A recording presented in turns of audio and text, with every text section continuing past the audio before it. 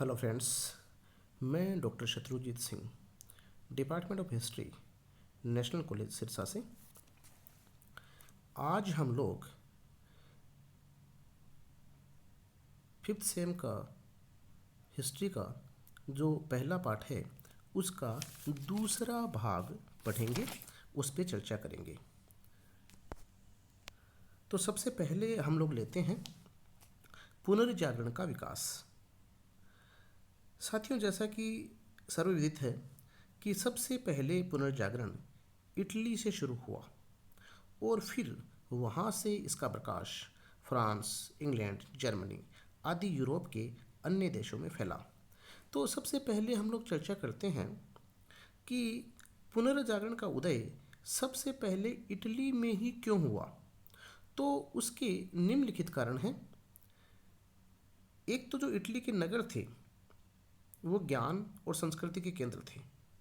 कुस्तुनतुनिया के पतन के पश्चात यूनानी विद्वान भागकर रोम आ गए थे। वे अपने साथ ज्ञान की सामग्री लाए। रोम व इटली के अन्य नगरों के चर्चों में लैटिन साहित्य की भरमार थी, अतः विद्वानों को नए ज्ञान का दीपक जलाने में यहाँ के संग्रहालयों तथा बड़े बड़े पुस्तकालयों ने भी काफ़ी सहायता की। इसके अलावा इटली की जो प्रॉस्पेरिटी थी, जो समृद्धि थी, वो भी बड़ी महत्वपूर्ण थी। अति प्राचीन काल से ही अपनी विशेष भौगोलिक स्थिति के कारण इटली व्यापार का एक महत्वपूर्ण केंद्र था। इसलिए इटली जो था एक प्रसिद्ध व्यापारिक केंद्र के रूप में विकसित हुआ। व्यापार के कारण इटली की समृद्धि बढ़ी, जिसने पुनर्जागरण लाने में प्रमुख भूमिका अदा की। साथियों, इसके अलावा धर्म युद्धों से लौटने वाले सैनिकों की स्थली के रूप में भी इटली बड़ा प्रसिद्ध था। मुसलमानों के विरुद्ध लड़े गए विभिन्न धर्म युद्धों में पोप की प्रेरणा से सभी वर्गों के, किसान हो, सामंत हो, शासक हो, व्यापारी हो, तो लोगों ने भाग लिया। युद्ध से लौटकर आने वाले शासक, व्यापारी, सामंत, किसान बहुत से फिर इटली में बस गए थे। ये लोग पूर्वी देशों व मुस्लिम सभ्यता के विचार अपने साथ ले आए। उन्होंने इन विचारों का प्रचार इटली में किया। परिणाम स्वरूप पुनर्जागरण इटली में सबसे पहले हुआ। अब हम पढ़ते हैं रोल ऑफ लोरेंजो।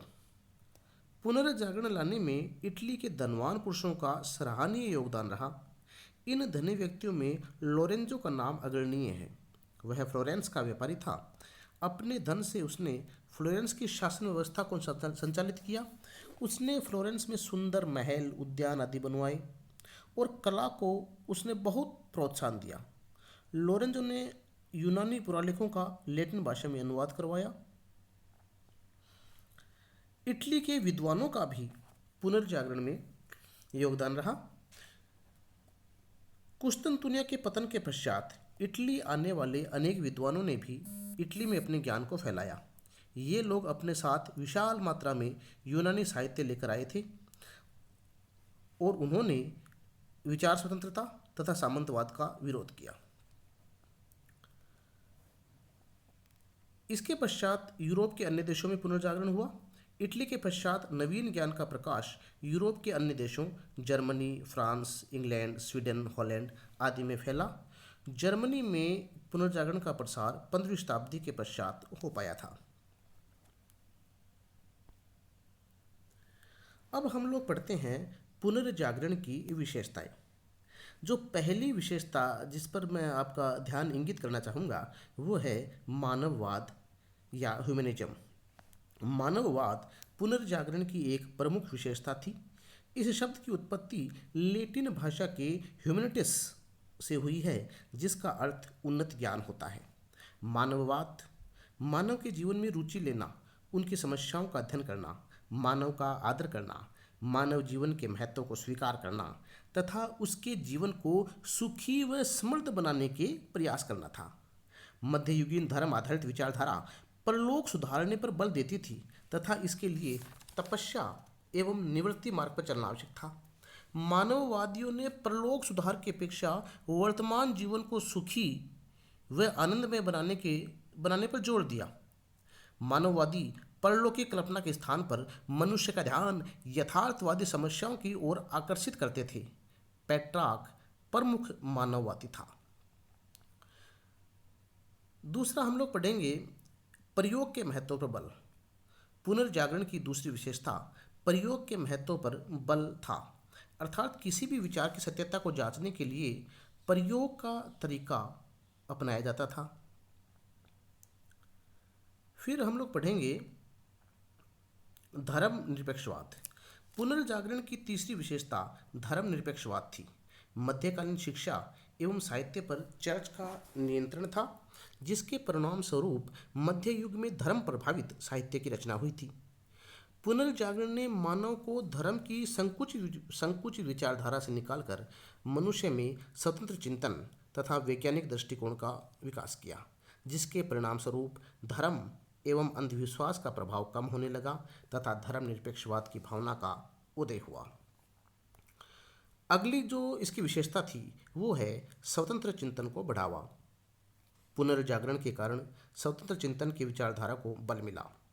मध्य युग में चर्च की प्रधानता के कारण व्यक्ति के स्वतंत्र चिंतन एवं मनन पर धर्म का प्रतिबंध था, लेकिन पुनर्जागरण के कारण मनुष्य ने स्वतंत्र रूप से सोचना प्रारंभ कर दिया था। इसके अलावा इसकी एक प्रमुख विशेषता चर्च विरोधी भावना भी थी। पुनर्जागरण काल में वैज्ञानिक एवं आलोचनात्मक दृष्टिकोण के उदय होने से जहां धर्मनिरपेक्षवाद का उदय हुआ, वहीं दूसरी तरफ चर्च एवं धर्म अधिकारियों के विरुद्ध भावना का भी उदय हुआ। लोगों ने चर्च एवं उसके अधिकारियों के संबंध में सोचना आरंभ किया तथा उन्हें उनकी अनेक कमियां दिखाई देने लगी। सुंदरता की पूजा करना पुनर्जागरण की एक अन्य विशेषता थी। भौतिक एवं मानसिक दबावों से मुक्त होकर सुंदरता की उपासना की गई। कला में काल्पनिकता के स्थान पर यथार्थ पर बल दिया गया। प्रकृति एवं मानव का यथार्थ चित्रण किया गया और इस प्रकार पुनर्जागरण ने मध्ययुगीन धर्म आधारित संकुचित विचारधारा के विपरीत व्यक्तिवादी एवं स्वतंत्र तर्क पर आधारित विचारधारा को विकसित किया। पेरिस, बोलोन, ऑक्सफोर्ड, कैम्ब्रिज आदि विश्वविद्यालयों ने इस स्वतंत्र एवं धर्मनिरपेक्ष विचारधारा को आगे बढ़ाया।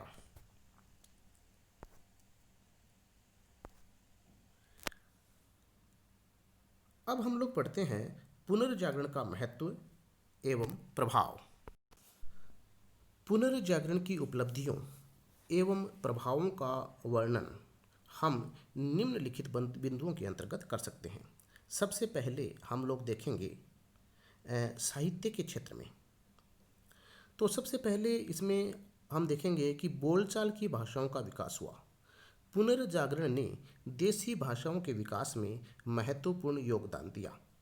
पुनर्जागरण से पहले विद्वानों द्वारा केवल लैटिन व यूनानी भाषाओं का ही प्रयोग किया जाता था। विद्वान लोग बोलचाल की भाषाओं को असभ्य समझते थे तथा इन भाषाओं में साहित्य की रचना नहीं की जाती थी।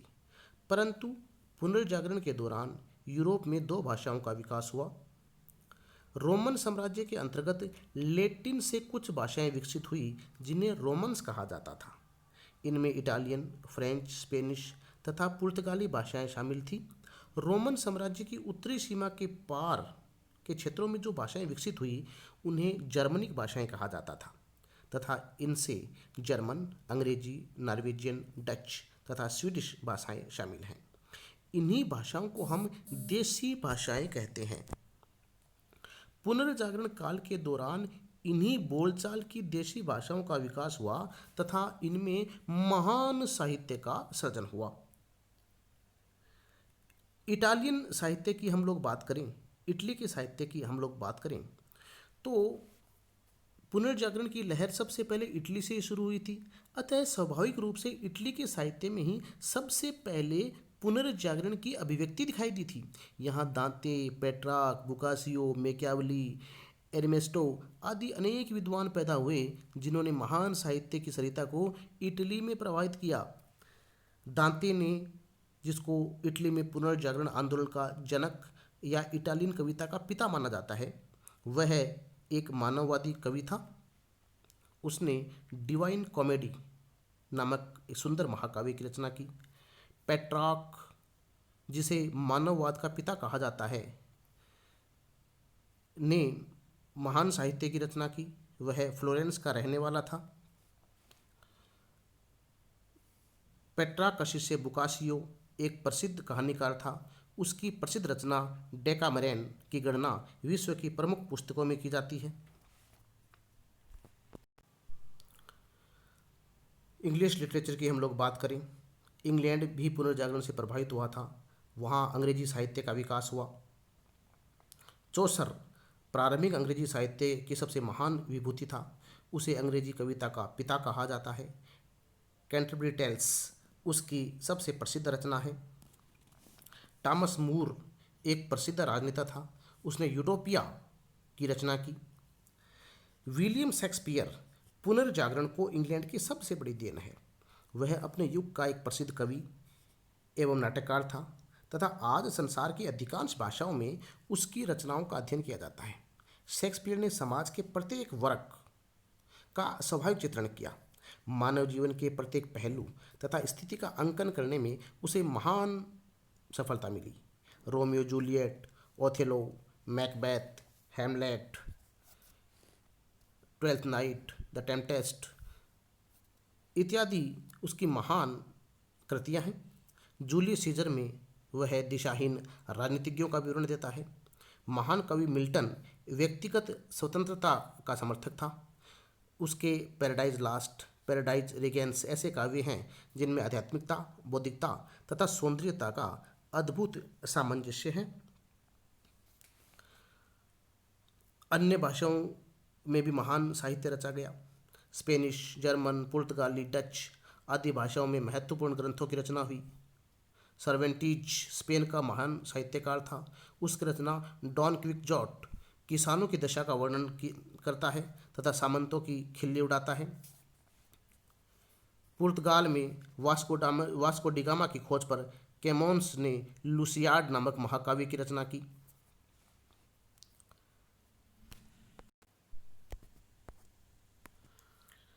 इसी प्रकार से पुनर्जागरण का प्रभाव कला के क्षेत्र में भी पड़ा।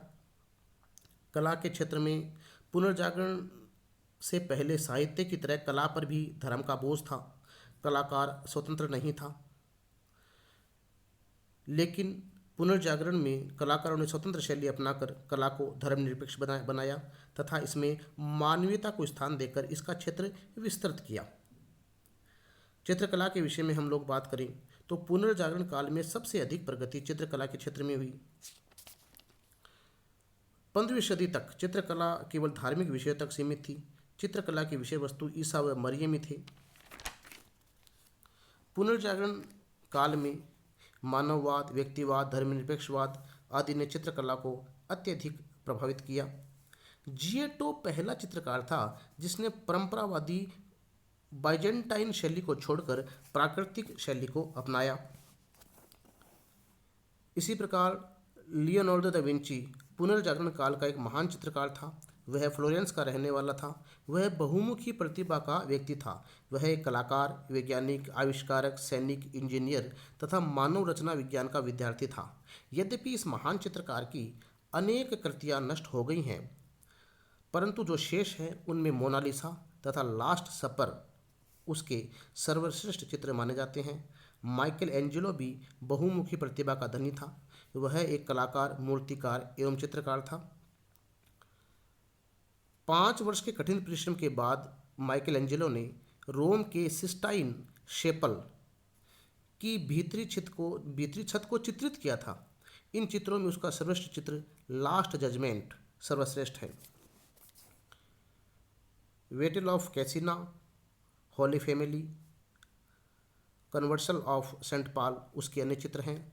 राफेल भी पुनर्जागरण काल का एक अन्य कुशल चित्रकार था।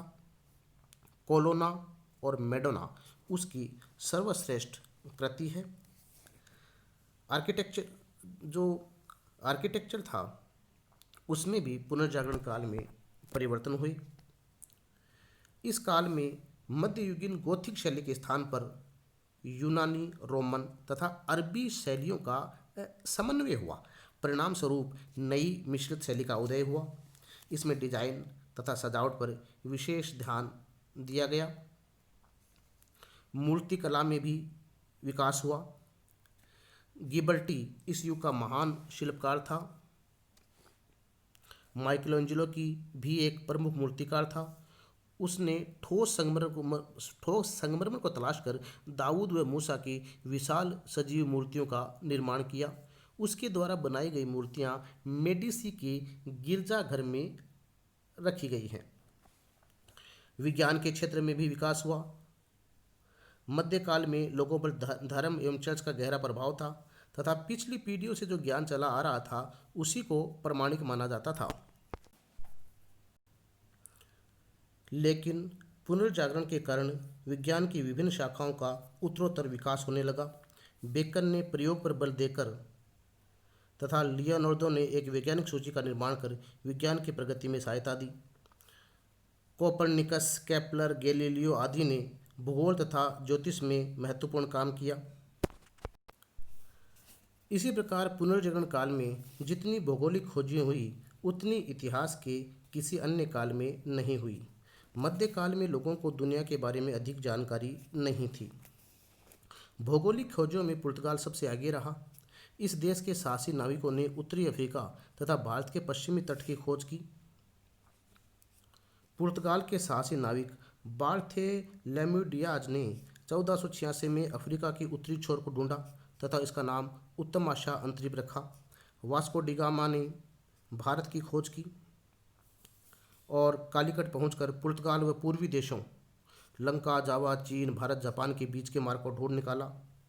स्पेन का यात्री क्रिस्टोफर कोलंबस अपने राजा की सहायता पाकर अनेक समुद्री कठिनाइयों को पार करता हुआ 1492 में अपने 88 साथियों के साथ अमेरिका के तट पर पहुंचा।